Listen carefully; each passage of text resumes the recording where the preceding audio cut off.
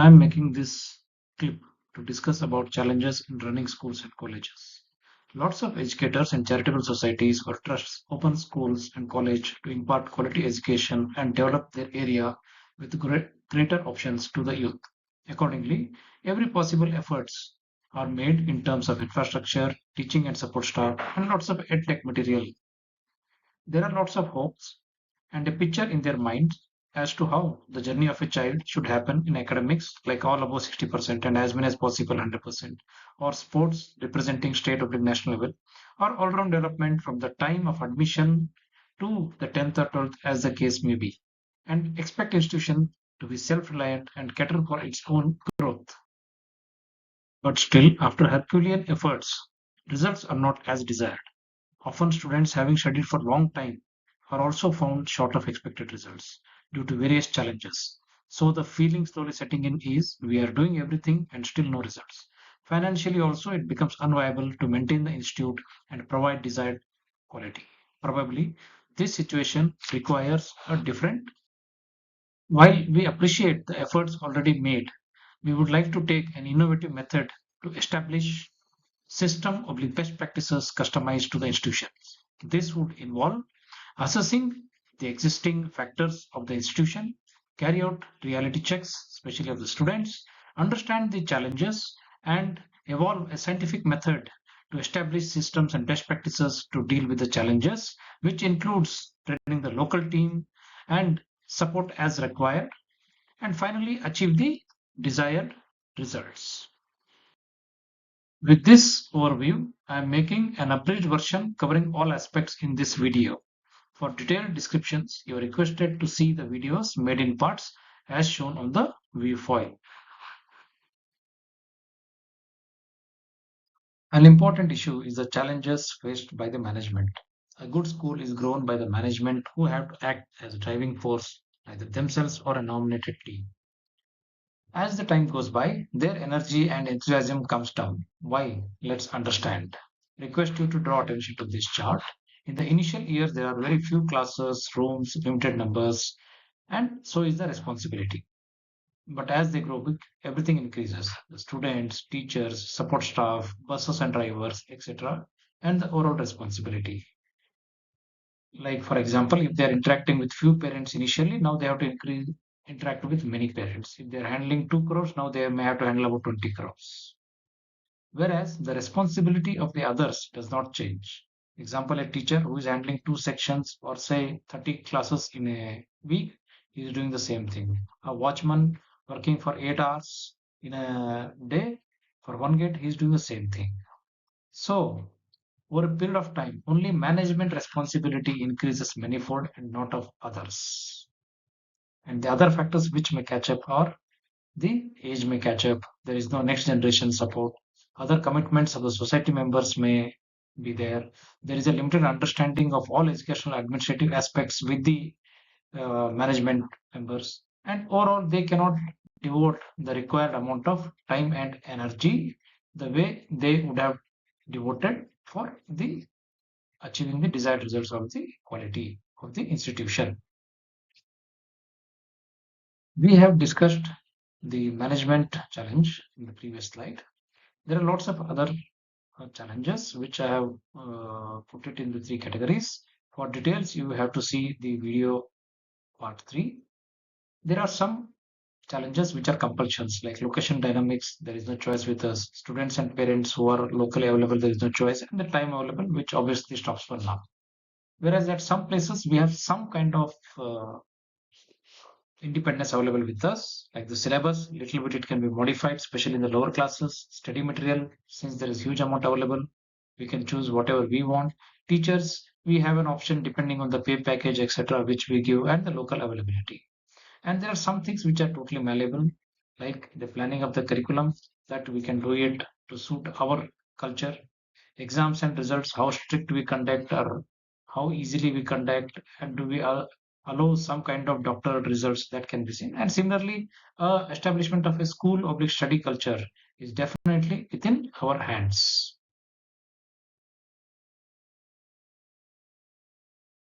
Till now, we have reviewed the challenges faced by the people running the institution with special reference to challenges of the founders. Now, to understand the concept, let us take an analogy of maintaining a healthy body versus the growth of a student in the institution. Now, for healthy body, we have healthy food ingredients in the market, gym, sports facilities, and nutritionists. Similarly, for studies, we have books, notebooks, edtech material, lots of it, and we have learned teachers and tutors. Still, we have lots of challenges. What these challenges could be: first is the confusion of what to eat because there is so much available. Similarly, what to study because there is so much available.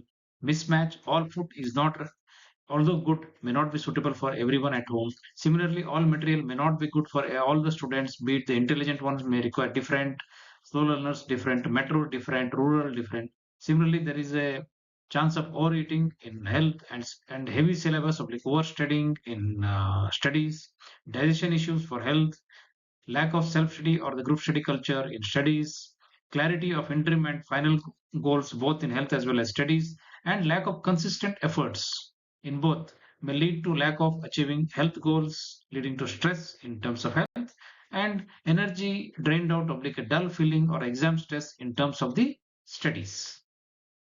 To address these challenges, we have innovative approach with the same analogy. Here, the aspect and the health has been mentioned, which is self-explanatory. I will be covering the studies part, which requires a school-reviewed study material suitable for all, a well-structured school curriculum, and trained teachers, along with a good time management, combined with consistent efforts, will definitely give the desired results. Sports and activity for the overall development, the study methods and the culture should be such that it should have a stress-free environment for studying. There should be pragmatic targets, avoid over expectations, and aim is to build confidence among the students. And finally, a close and consistent monitoring through the tests, feedbacks, achieving of the interim targets is very essential for the overall progress. The innovative approach adopted includes various steps. It starts with setting up the aim, goals, and targets, which should be ambitious but pragmatic. Then the sequence of events should be well planned prior to the start of the academic year for the entire year. This is the core of our solution, the customized system and the best practices, which we'll be dwelling in detail later.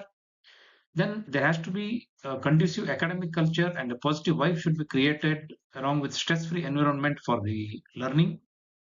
Healthy sports and co-curricular activities is essential for the overall development.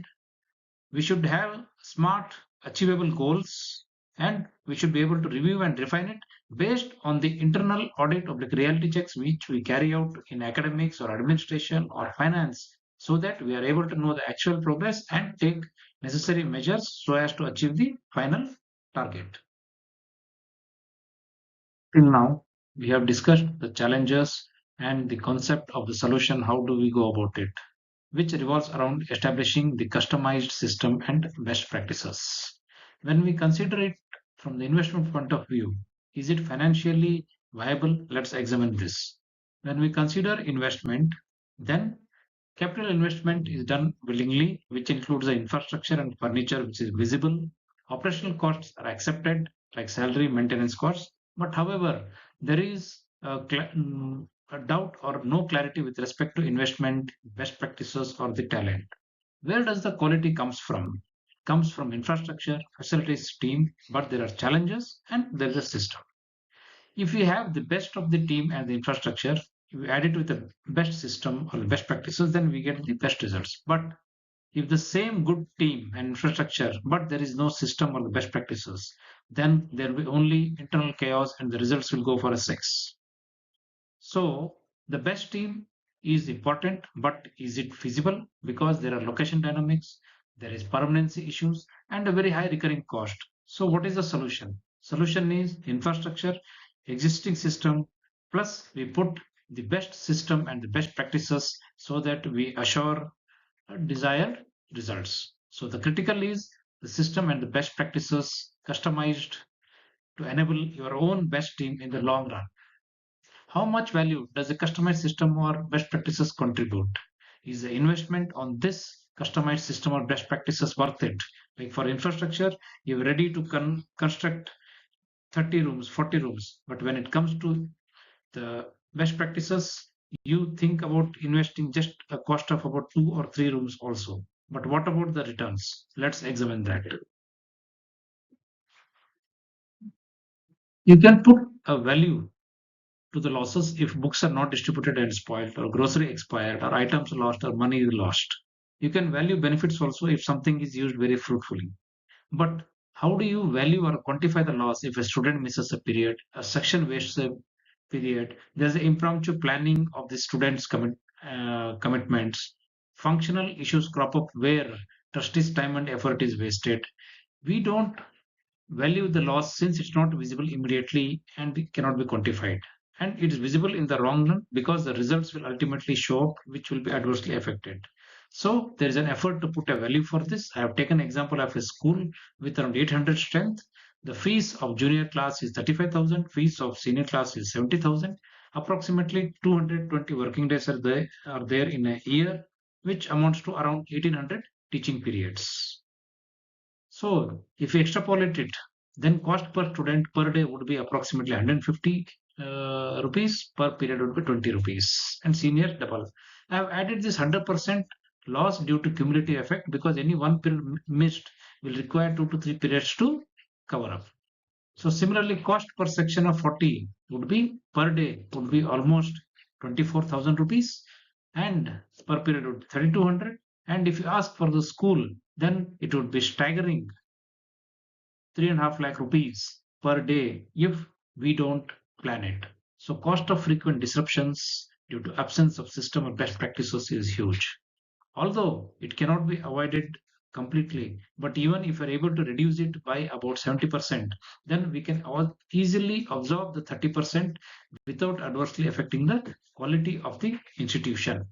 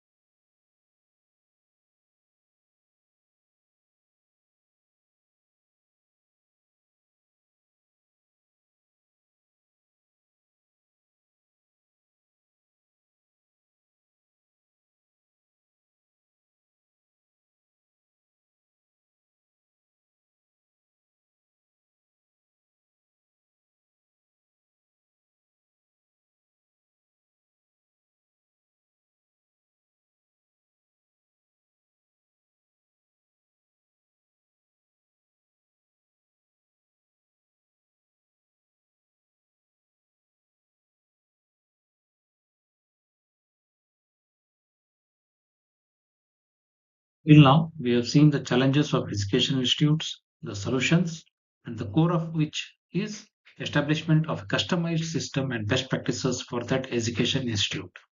And that is what we offer in our consultancy. The details of the consultancy will be covered in the next few minutes, which will include the models offered, the details of the support, as well as the team which is there. The consultancy will be in three models. The first would be the full support. The scope will encompass everything as listed. Monitoring will be on daily basis, and reports will be weekly, monthly, or quarterly as per the list. The part or the partial support will be restricted scope, monitoring daily with a limited scope, and reports as required on monthly or quarterly basis. Minimum support or independent capsules where the scope will be as per the requisition and the monitoring of the reports will be as per the requirement. The sequence for full oblique partial support would be that in stage one, We will take all the required inputs in first visit and then present a proposal with cost implications during our second visit. Now, based on the decision taken, a MOU will be prepared as per the services sought. A team of in-location will be built up, and then the communication aspects will be coordinated for providing seamless service. And finally, the execution, that is to build the customized systems and best practices within the institution, on the job training of institution's team, and finally fulfill all obligations as per the MOU. What would the full support mean? The full support has been prepared under 27 major heads, which is shown here. Few of the examples like macro issues, campaign planning, time planning, weekly subject planning, total load planning, syllabus planning, timetable planning, etc. And each one will have lots of subheadings, which are as shown here. Like macro planning will have so many subheadings. So total of almost more than 150 subheading or sub actions will be there to cater for these 27 major heads. The 27 heads has been listed out in this and the next slide to give you an idea of what it involves, right from planning of the macro issues to how to prepare for the exams or the answering technique or the implementation of the micro schedule. Accordingly, there are a number of issues which are being addressed, continuing the same, and finally ending with the accounting and preparation of the audit documents, which again has got many actions for the sub actions which we have to prepare to deliver the services. The obligations and responsibility would be the Nivens will deliver the professional services as per agreed scope, maintain confidentiality of the school data or the institution's data and the students' information, provide periodic progress reports and reviews. The school or the institute on its behalf facilitate access to relevant staff, resources, and data for effective service delivery, ensure timely communications, and make payments as per the agreed financial terms. The frequency of the output monitoring or the capsules will be as per the MOU. What would be the recommendations of the consultancy and the team? First, we'll look at the team. The consultancy team will have a director or advisor who carries out the feasibility study, prepares support plan, and head the team of coordinators and fulfill all obligations as per MOU. In location coordinators will be there, two for the full support and one for partial support, nominated by customer or else advisor if requested. Function under the advisor as per the scope and provide all inputs and coordinate the advisor's visits in location. There will be events coordinators nominated by the advisor, which will coordinate all the outputs as per the MOU. The recommendations for the consultancy would be initially for 1 or 2 years, a full support is recommended. It is akin to constructing a new building, and then partial support for another 1 or 2 years, akin to giving finishing touches. And finally, there will be minimum support or independent capsules as required, akin to maintenance, which can be done either by the Nivens team or the own team. The details of the advisor and the visits of the advisor, generally 4 in case of full support and 2 in case of partial support, is given. Till now, we have seen the overview of running of an education institute with the challenges of the management and other challenges faced by the educational institutes, the concept of the solution which is offered, and the financial benefits, which is almost to the tune of 30 to 40% of the revenue in the long run, and finally, the scope of the consultancy. Finally, to conclude, consultancy, the aim is to make a formidable brand matched by the quality, which should be have a long-term vision as well as verifiable short-term goals. Invest experience, knowledge, efforts with utmost dedication by a team which is spread across India for result-oriented goals. Create a self-sustaining ecosystem capable to cater for future requirements, public growth, both in terms of the systems, best practices, and the finance. Reduce the work burden of the management, which is very important as almost all the members will be busy with something else more useful or their own businesses. Finally, make quality improvement and the corresponding financial benefits in such effect that make returns manifold vis-a-vis the investment in the consultancy, or effectively the investment in the consultancy will be free of cost due to the high returns which will be accrued due to this. For details of the consultancy, please contact as per the next slide which is there.